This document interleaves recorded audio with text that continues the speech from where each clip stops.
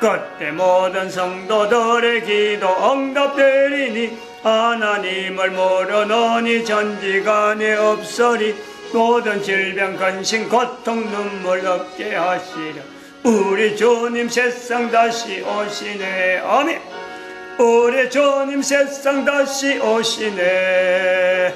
할렐루야. 주님 다시 오시네. 악한 마귀 결박하고 세상 다스리시려. 할렐루야. 주가 다시 오시네. 아멘. 하나님 말씀 시편 119편 131절 한 절입니다. 합독합니다. 내가 주의 계명을 사모함으로 입을 열고 헐떡였나이다. 주의 계명을 사모함으로 입을 열고 헐떡였다. 지난 시간에도 말씀을 한번 드렸는데, 간절함이라 하는 것으로 우리가 표현한다 볼 수 있습니다. 간절함. 주의 계명을 입을 열고 헐떡였다. 우리가 어떤 동작을 이렇게 설명할 수 있는 내용은 아닙니다. 그러나 이런 거는 개인의 그 어떤 실제로 개인이 할 수 있는 행동으로서 하나님의 감동에, 또 하나님의 어떤 하나님에 대한 만남, 여러 가지 어떤 참 기대되어지는 여러 가지 어떤 기대들에 대한 간절함이 입을 열고 헐떡였다 하는 이런 요소가 있어야 봅니다. 예수님 오셨을 때, 그 전에는 그렇게 이리 입을 열고 헐떡였다 하는 거하고, 어때, 연결될 만한 어떤 사건, 즉, 우리가 공감할 만한 사건이 그렇게 없습니다. 왜냐하면 입을 열고 헐떡였다는 건 시편이고, 구약이란 말이에요. 이스라엘의 환경이라.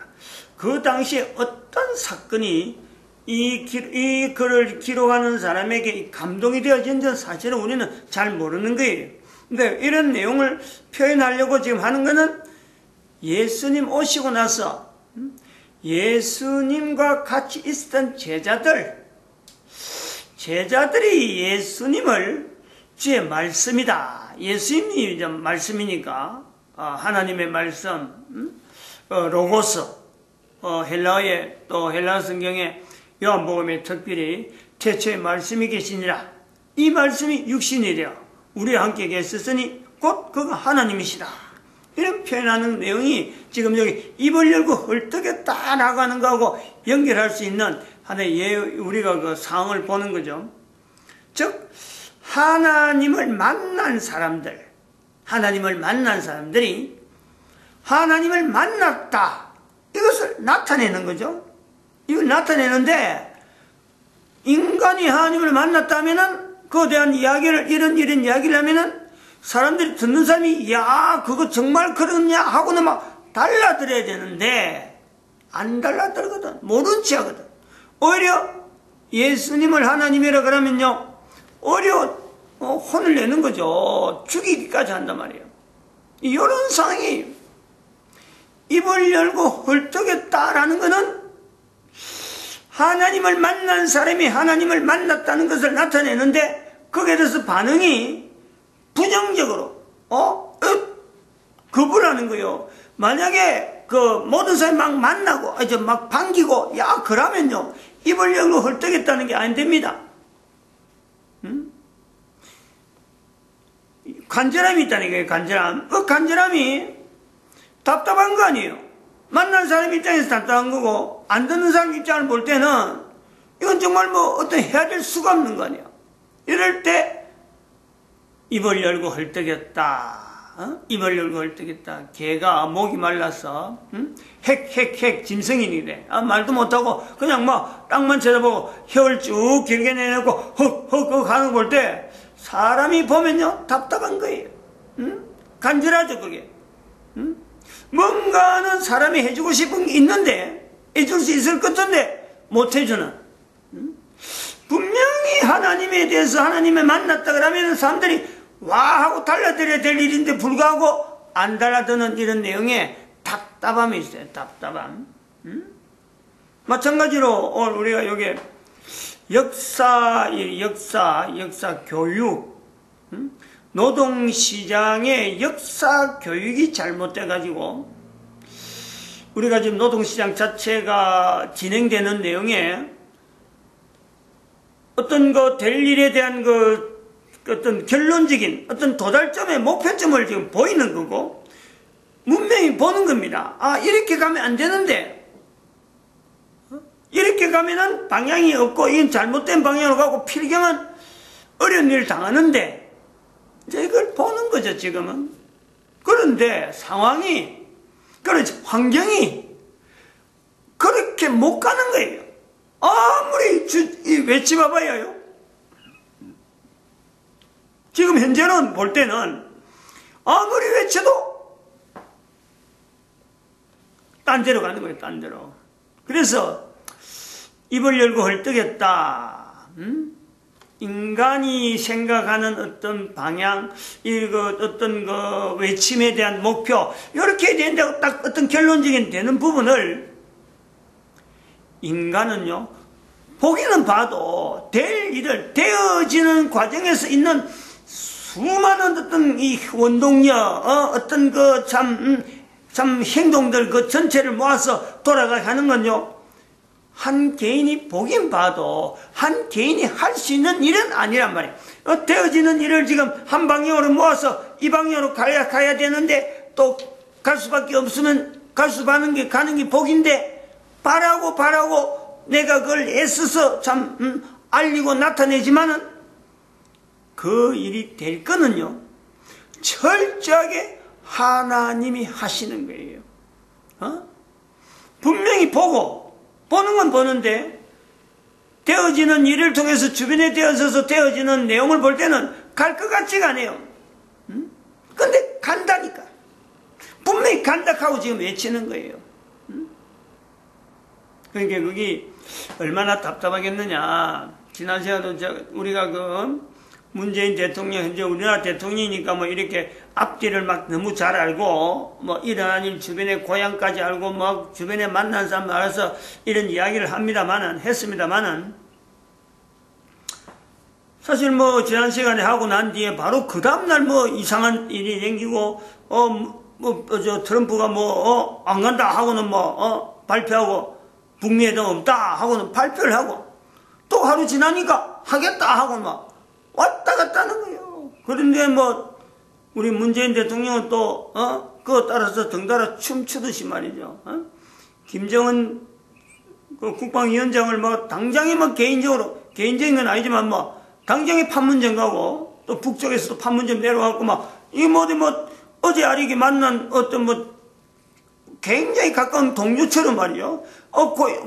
누가, 시계 한번 가보자 해갖고, 지금까지 수십 년 동안 한 번도 안 만나는 그런 사람들이 남북 정상회담 가면 엄청난 이슈가 있던 그런 내용이 동네 친구 어디 찻집에서 만나듯이 슬쩍 만나는 이런 사건이 일주일 사이에 있었단 말이에요. 근데 이렇게 우리가 보면서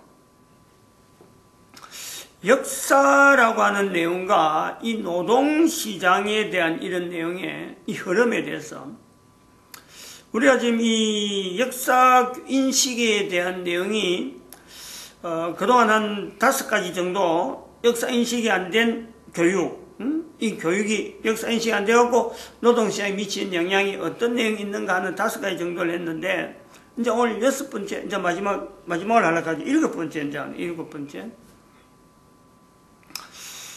이 국가 경제에 대한 방향 선정이 역사 교육이 안 되기 때문에요, 방향 선정이 안 된다는 거지. 국가 경제의 방향 선정이 안 된다기보다는 올바르게 안 된다겠죠. 올바로. 아까도 말했죠. 지금 여기서는 방향이 보입니다. 아, 이렇게 하면 틀림없는데, 근데 그렇게 가야 되는 거를 아무리 이야기를 해도 알아들을 수 있는 환경이 안 돼, 지금은.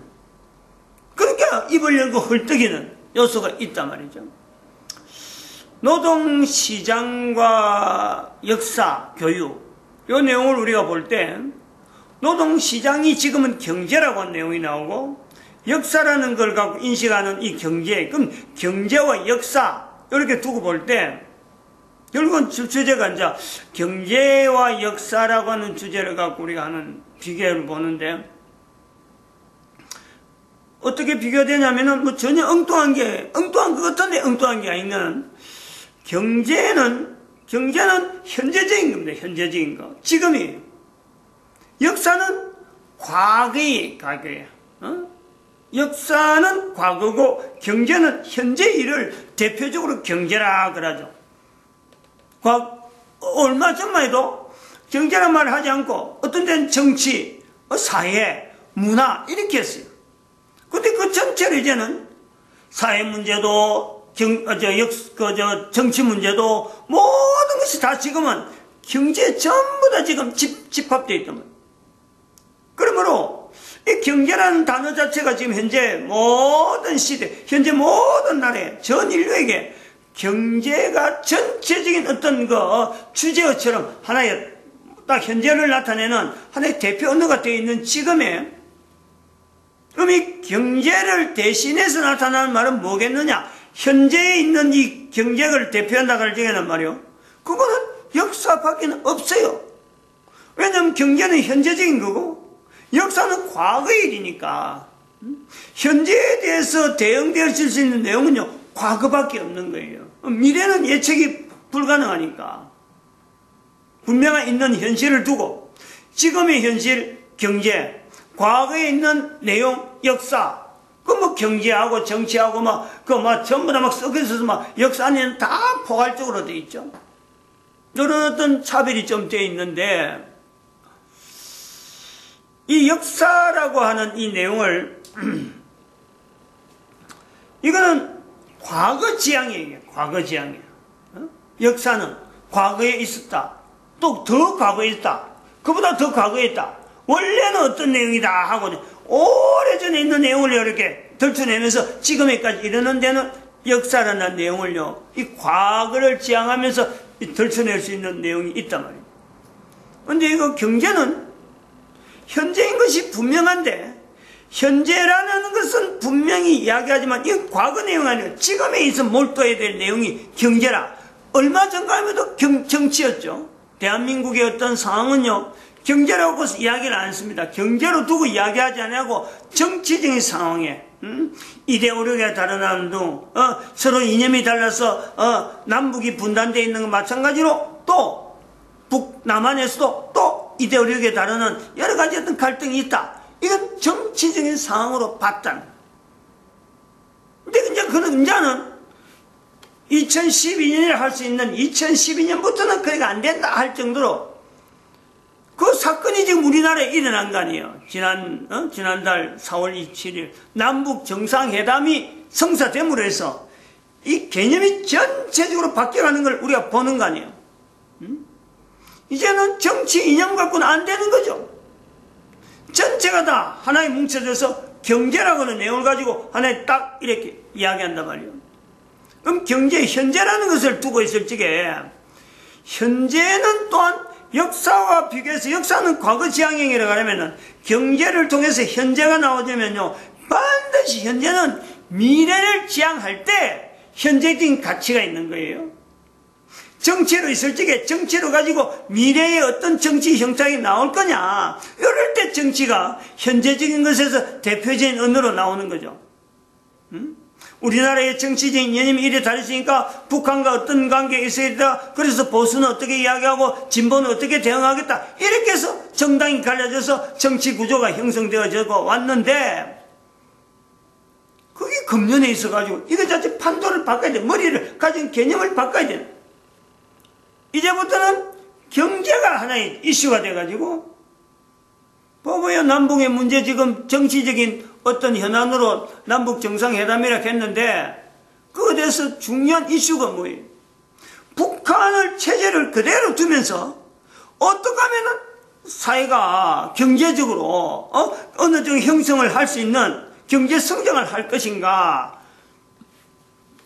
북한 당국도 남한에 이걸 이슈로 가지고 남한이 어떻게 협조해 줄 거냐?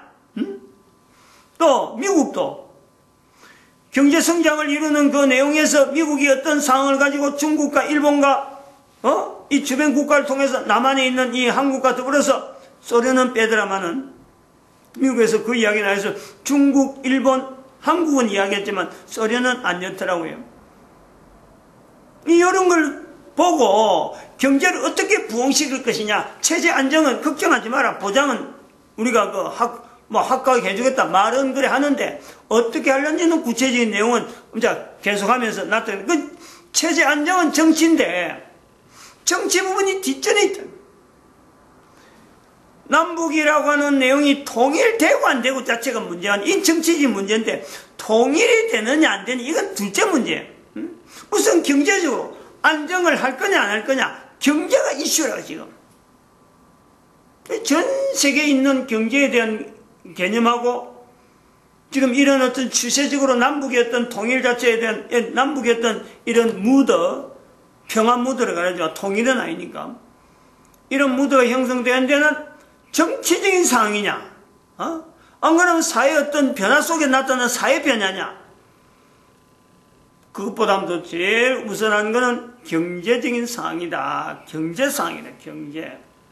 우리가 그래 볼 때 이 노동시장이라 하는 개념을 가지고 이제 경제라는 내용을 나왔는데 경제 안에서도 경제 내부에서도 다양한 경제의 분야들이 있잖아요. 경제 분야. 이것도 기술 분야다. 안 그러면 어떤 집약적인 어떤 정책적인 경제를 이룰 경제를 이끌 수 있는 원동력, 동력, 에너지에 해당되는 어떤 경제 분야. 안 그러면 참 무슨 인터넷이나 이런 내용에서 어떤 주변 환경을 형성하는 어떤 경제를 이끈다 할 수 있는 망, 네트, 웹, 이런 내용을 이야기할 수도 있고, 또 한편으로는 그 웹 속에서 있는 어떤 콘텐츠들, 그 내용이 어떤 서로 간에 소통이 될 수 있는 그 환경을 유지하는 수많은 경제 분야가 있는데, 그 내용에서요, 노동시장이 과거에는 이렇게 부각이 안 됐어요. 그러니까 이제 1차 산업혁명, 2차 산업혁명, 3차 산업혁명의 내용에 들어가면 전체가 다 노동시장 자체는 쏙 빠져있고 노동시장은 자연이 될 거로 보고 있는데 그래서 농업, 공업, 서비스업, 인터넷 산업 이렇게 되는 하나의 사업 형태, 안 그러면 경제에 나타나는 어떤 표시로서의 노동시장 자체는 빠지고 있는 내용을 이야기했다는 거죠. 근데 그걸 우리가 바꿔야 된다 이거지. 경제라는 이슈로서 바꿔지는 과정에서 정치나 사회 여러 가지 문화적인 부분, 안 그러면 여러 가지 여러 가지 질서 부분을 이야기하다가 이제 경제라는 내용이 전 세계 이슈가 되면서 남북의 통일 부분에 남북의 평화 무드에 대한 내용도 경제라고 이야기할 정도가 되었다라고 하는 이 분위기. 대한민국의 남북의 화해는 누구 사람 이름을 이야기할 것이 아니라 어느 사람이 있었기 때문에 되어지는 것이 아니라 전반적으로 지금 환경이 경제 환경이 되었기 때문에 부득불 경제 압력, 미국에서 경제 제재를 조치하니까 북한이 손들고 나온 내용이란 말이에요. 전반적으로 경제를 통해서 지금 나타난 이런 상황이다. 이거를요, 우선적으로 우리가 봐야 되는 거예요. 이야기를, 이렇게 전체적인 시각을 이렇게 보는데, 또 그래, 앞으로 이 미래가 어떻게 될 것인가 라는 것을 우리가 겨냥한 데는요, 이런 시각, 누가 정치를 했기 때문에 이런 일이 있다.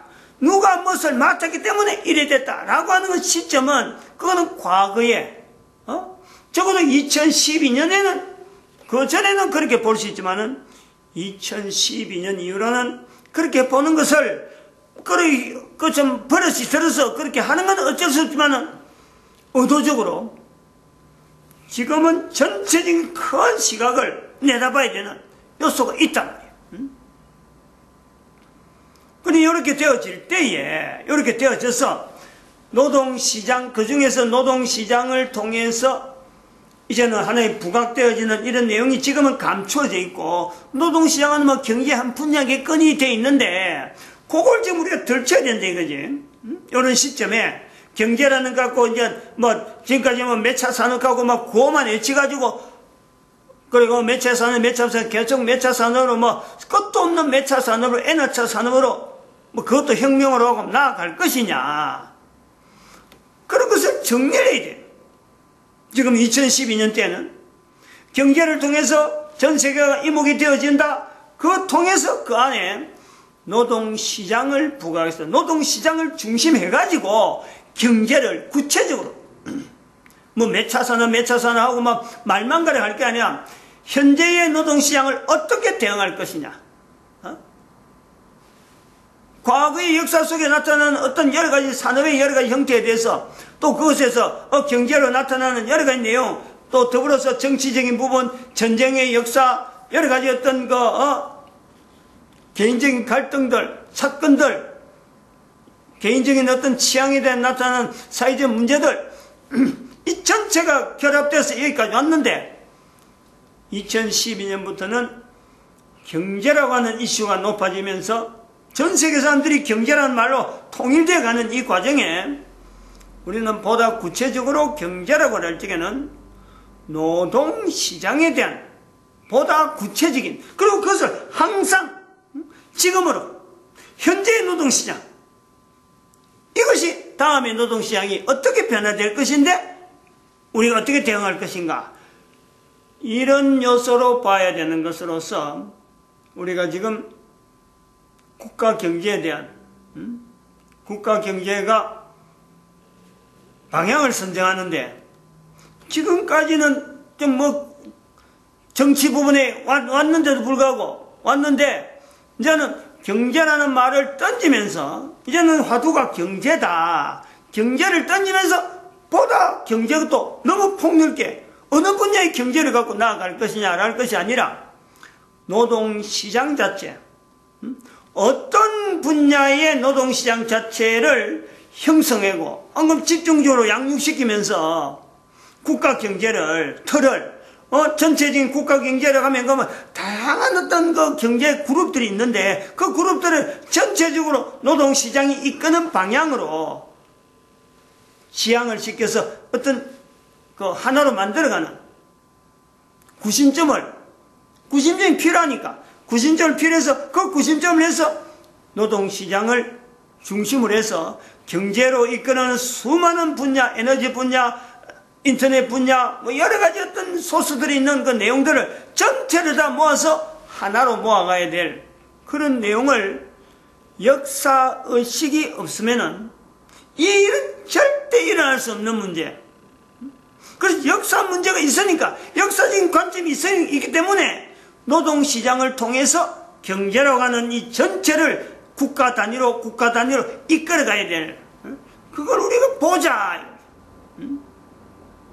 하나의 뭐 제안이기도 하고 교회의 노동시장 개입에 대한 어떤 개론을 접목시키는 이제부터 그걸로 넘어가야 될 과정에서 마지막 부분에서 이렇게 이야기하는 게 국가 단위의 경제 방향 이것이 지금 역사 교육이 잘못됐기 때문에 어떻게 되어지는지 사람 이름만 드러낼 줄 알지 실제로 되어지는 사건들 가지고 이게 앞으로 경제에 어떤 영향이 있고 경제가 어떻게 나가면 되겠다 제시할 수 있는 내용이 아무것도 없는 과거에 있는 데이터만 가지고 과거에 북한이 지금 인건비가 싸니까 남한이 있는 어떤 이 경제적인 구조를 가지고 들어가면은 싼 인건비에다가 우리나라가 경쟁력이 아니겠느냐 이런 구상은요 백발백중 거는요 오류를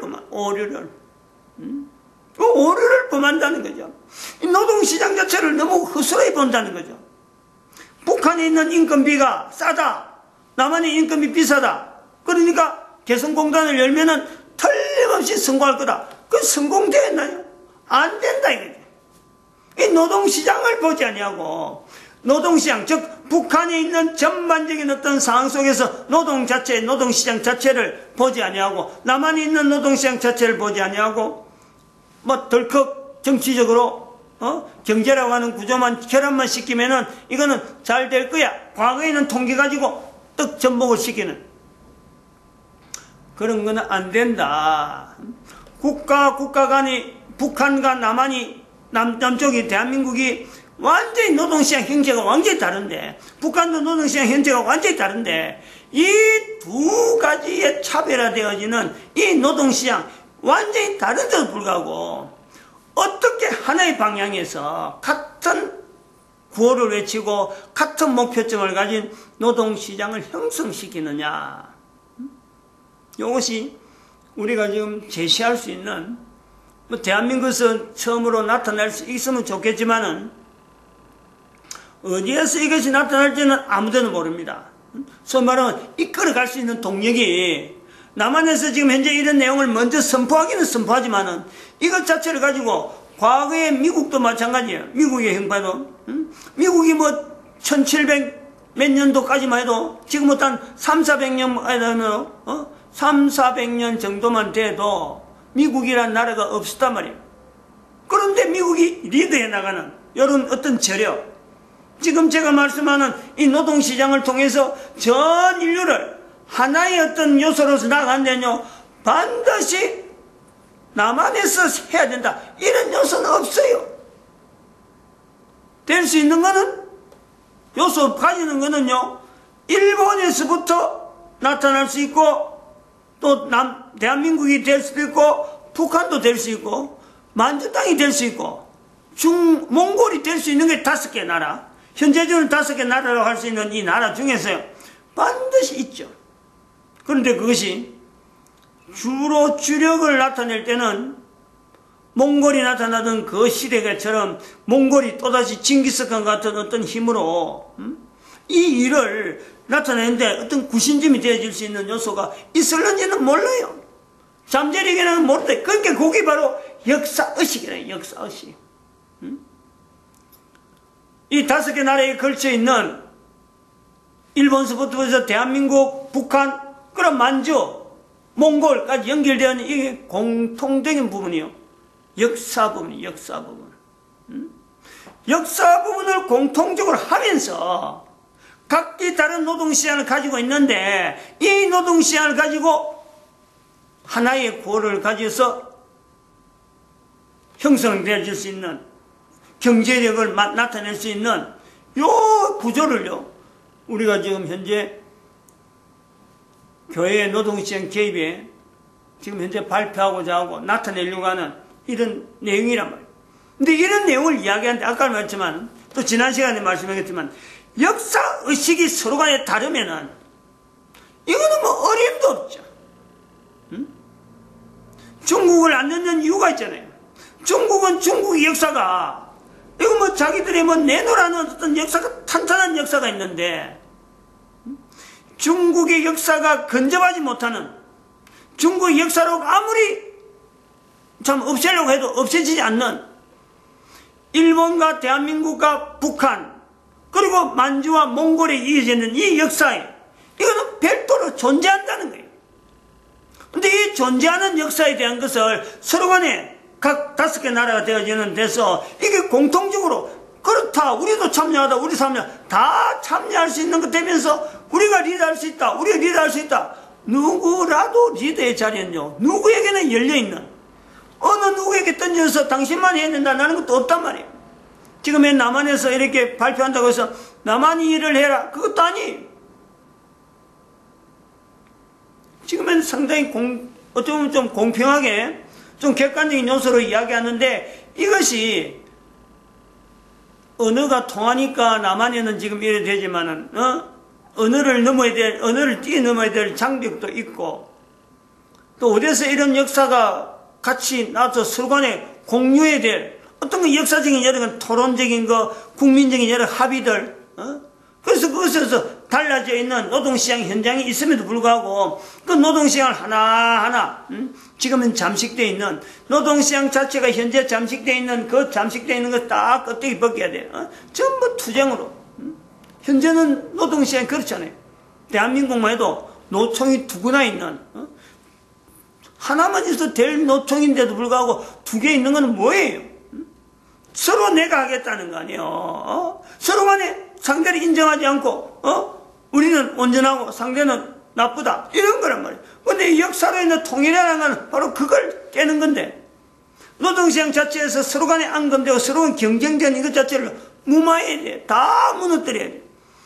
내가 못하면서 상대방이 할 수 있는 거, 그걸 서로 간에 복떨어지고, 똑같은 일을 하겠지만은, 지역이 다르고 지형이 다르기 때문에, 교통상으로 여러 가지 어떤 불합리한 그 자체가 있을 적에는, 오히려 차라리 똑같은 거라도 다른 지역에서 생산이 되면서, 서로 간에 복돋아야 돼. 서로 윈윈.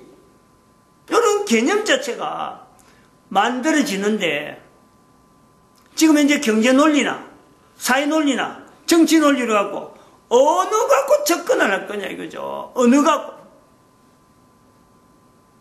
길을 찾는다면은 역사적인 개념으로 가능한 가능성은 있다. 이거 가능성이. 그 가능성을 갖고 이게 대한민국 역사와 대한민국 역사에 있어 가지고 우리가 지금 현재 참고할 수 있는 내용, 일본이 참고할 수 있는 내용, 만주 땅 북한이나 몽골이 참조할 수 있는 내용이 이게 똑같아야지. 응? 그 똑같은 틀을 가지고 우리가 그때는 미처 확인 못했는데 이제는 우리 깨달았다. 우리도 깨달았다. 그러니까 서로 합의를 되어지면서 역사적인 부분이 공통성이 있구나. 이것이 가능하지. 뭔가 정치적으로 뭔가 조합을 하게 하고 뭔가 조작해가지고 당장 우리가 몇몇 사람이 살아있는 동안 가능하고 지나고 나면 전부 다 뒤집어질 그런 역사 왜곡 가지고는 어림도 없죠. 이 역사 부분이 중요하다는 거예요. 특히 지금 요 7번 항이 나오기까지 지난주 내일부터 시작해서 4월 27일 이후로서 평창 동계올림픽 이후로 막 대한민국 주변이 막 달라진 이런 내용, 그래서 주변이 막 긴장하면서 쳐다보면서 미국, 일본, 중국이 막 얼마나 긴장하면서요 대한민국을 바라봤겠어요. 그래서 지금 6월 12일이 북미 정상회담, 미북 정상회담이 과연 이게 어떻게 지금 결론이 날지 안 날지 지금 신경이 엄청나게 써있단 말이에요. 그러나 지금이 항상 이야기해요. 지금의 지난 4월 27일이 하나님께서 주신 기회다 하는 이 고백이 항상 와야 돼. 항상.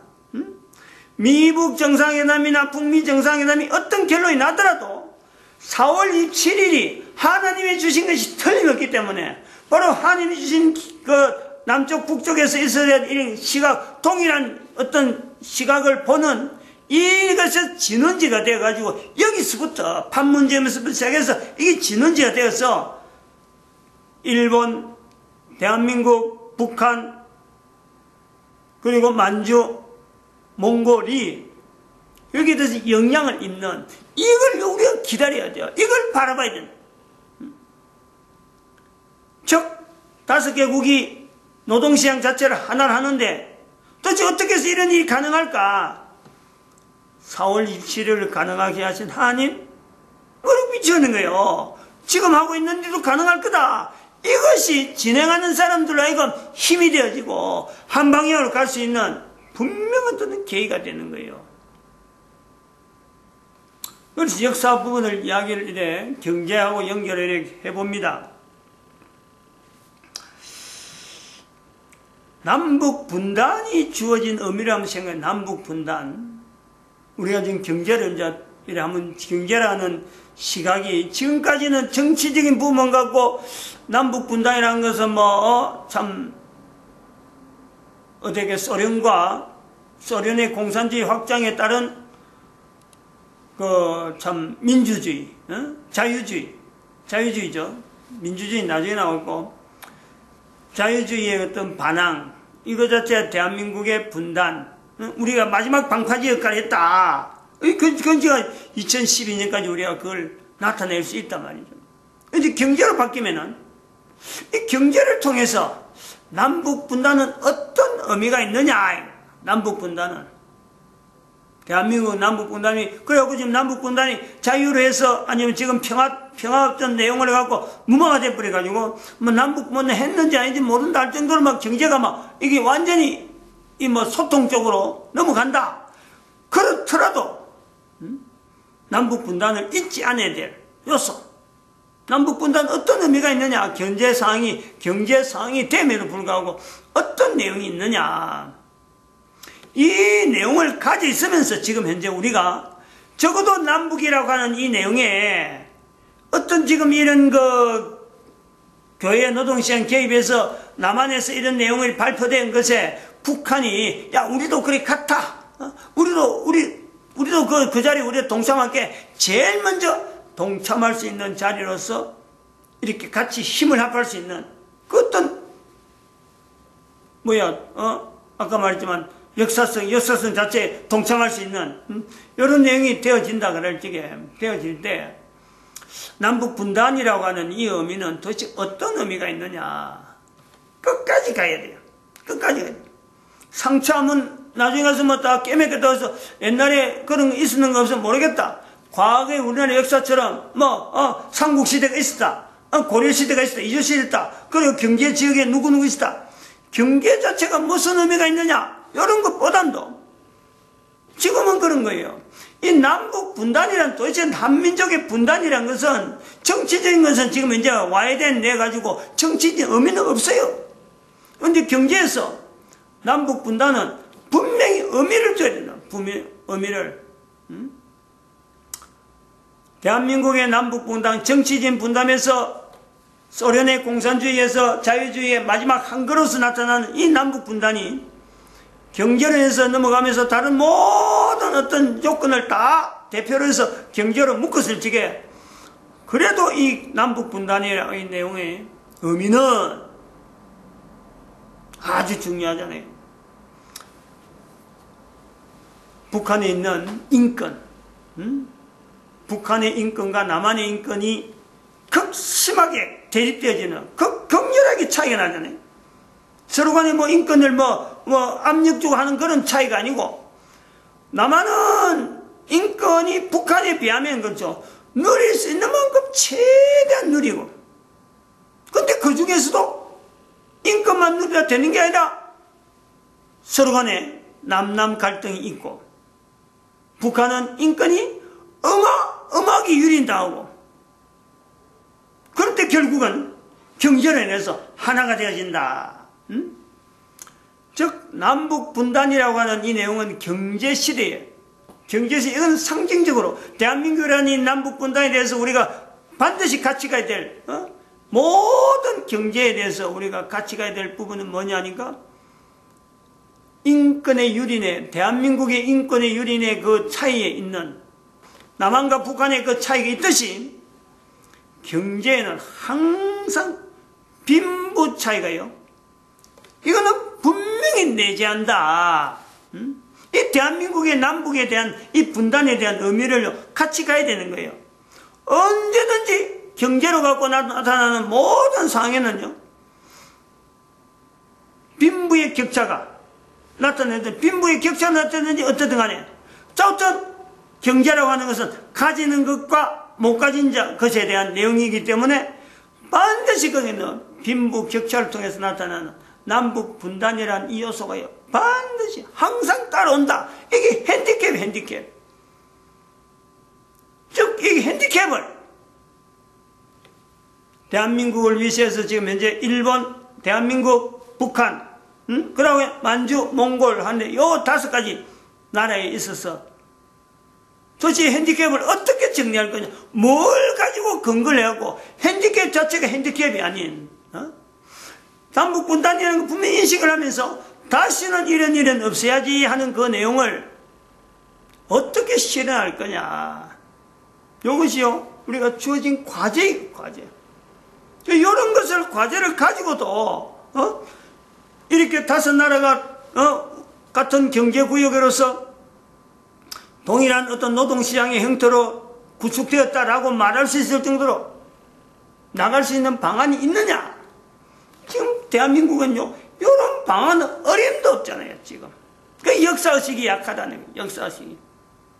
여기에 대해서 이제는 한 단계 넘어가는 과정에서 되는 방법, 남북이 단일 경제 방향 갖는, 우선 남북만 갖고 이제 이래 남북 분단이라는 내용을 갖고 축약을 해서 남북이 단일 경제성을 갖는 것에 역사 교육이 힘이 돼야 된다. 한 5가지 이야기를 내가 대충적으로 이야기를 해서 넘어갈 겁니다.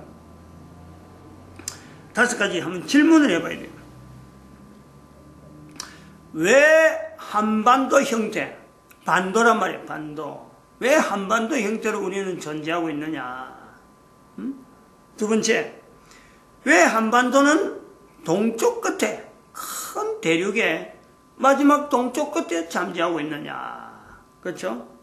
세 번째, 이 한반도는 일본 지형과 어떤 연관성이 있는가? 네 번째, 이 한반도는 언어가 전 세계 유일하게 한글을 사용하고 있는 창제된 언어라고 할 수 있는 한글을 사용하고 있다라는 것이에요. 네 번째. 다섯 번째, 한글을 사용한 데 있어서 특별한 존칭어, 다른 나라는 없어요. 다른 언어는 없어요. 이 존칭어 의미는 뭐냐? 여기에 우리는 지금 현재 단일 경제 방향성이라고 하는 이 내용이 남북이 가져갈 수 있는 이 요소가 있다. 그래서 이걸 가지고 이제 우리가 뭐 앞으로 계속해서 나올 내용이지만은 동북아 공존한 벨트, 아까 그 5나라 이야기. 그리고 그것이 시작이죠. 그것이 끝나는 게 아니고 그것 자체를 빌미를 해가지고 그걸 1차 이래. 1차 경제 벨트, 아시아 경제 벨트 1차, 아시아 경제 벨트 2차, 중국을 저 휘감아서 이슬람 지역을 휘감아서 이스라엘까지 연결되어지는, 그렇게 해서 나타나는 터키까지 연결해갖고 나타나는 그 2차 벨트. 그다음 3차는 인도네시아로 해서 나타나는 섬나라에 해갖고 나타나는 저 타이완까지 들어갈 수 있는 이런 밑으로 섬나라로 해서 남겨낸 3차 이런 아시아. 그거 들어가는 것은요, 인도와 중국이 중간에 딱 들어가는 거 아니에요. 그 중국과 중국과 인도를 딱 중간에 놓고는 그 주변을 3가지 벨트로, 경제 벨트로 묶어내는 이런 어떤 요소가 있다. 그럼 뭐냐니까, 이거 이제 두 번째는 중국을 안정화시키네요, 중국을. 인도의 안정화는 오랜 역사를 통해서 앞으로도 안정화돼서요, 걱정 안 해도 될 것 같은. 중국은 보통 얘기가 아니거든, 지금, 중국은. 한번 뒤져버리면 어떤 사태가 될지 몰라요. 그리고 굉장히 활발하잖아요, 활화산 같아. 이 안정화시킨 데는 특별한 인류적인, 전체적인 어떤, 성원을 받아야 될 어떤 요소가 있다. 그 다음 세 번째는 미국 시장에, 현재 미국 시장이 갖고 있는 그 위치가요, 이제 아시아 쪽으로 넘어오죠. 전 세계를 지금 벨트 위주로 형성되어지는 경제 우위. 그렇다고 해서 그걸 말씀드리지만 이게 어떤 차등, 어떤 가진 자가 못 가진 자에 대해서 막 갈등하게 하는 이런 내용이 아니고, 분명히 남북 분단이 있지만은 어떻게 하든지 경제에 이런 갈등을, 어떤 과제를 무마할 수 있는 어떤 장치를 두면서 이 벨트가 운영되는 것, 이 성경에 나타난 내용을 갖고 우리가 나갈 것이다. 그랬을 적에 우리가 또 생각해야 될 것은 지금 시점 2018년 현재로 우리 생각할 때 우리나라에 있었던 박근혜 전 대통령의 위치를 지금에 알고 있는 내용하고는 전혀 다른 내용에, 즉 하나님이 하시는 어떤 섭리 속에 하나의 그 방편으로 박근혜 전 대통령의 탄핵과 관계된 여러 가지 내용들을 정리를, 즉 역사를 정리를 해둘 필요가 있다. 지금은 여기 너무너무 왜곡되어갖고, 지금은 당 시대가 되니까 너무너무 왜곡돼가지고 한 개인을 너무 몰아세워 놓고 있다. 하나님은 박근혜 대통령을 저렇게 여러 사람 앞에 또 감옥에 들어가는 모습을 저렇게 보여주는 것을요, 나타나는 걸 하나님은 기뻐하지 않아요. 기뻐하지 않아요. 그리고 여기 비해서 이제 문재인 대통령을 비교하는 이런 역사적인 내용들이 지금하고 전혀 다른 관점에, 남 역사가 표시되는 그런 때가 올 것이다. 이런 흔적들, 지금 여기서 표현하는 이런 표현들이 앞으로 시간이 지나고 역사가 지나면서 하나하나 되어가는 걸 보면서 지금에 살고 있는 우리가 후손들에게 앞으로 국제사회가 어떻게 형성되어야 안녕이 되어지고 인류가 번영되어지는 일에 나름대로 고민하는 사람들이 이런 흔적을 남겼구나 하고 어떻게 인정되는 그런 날들이 올 거다. 그리고 반드시 이거는 이렇게 돼야 되는. 이제 그렇게 되면 꼭 뭐 이 방향대로만 돼야 된다는 시점하고 날짜 이런 건 안 하지만요. 틀 자체는 분명히 이야기할 거예요. 그 틀을 벗어나면 안 된다. 그런 내용이 있어요. 예, 마치겠습니다. 기도드립니다. 할렐루야 함께.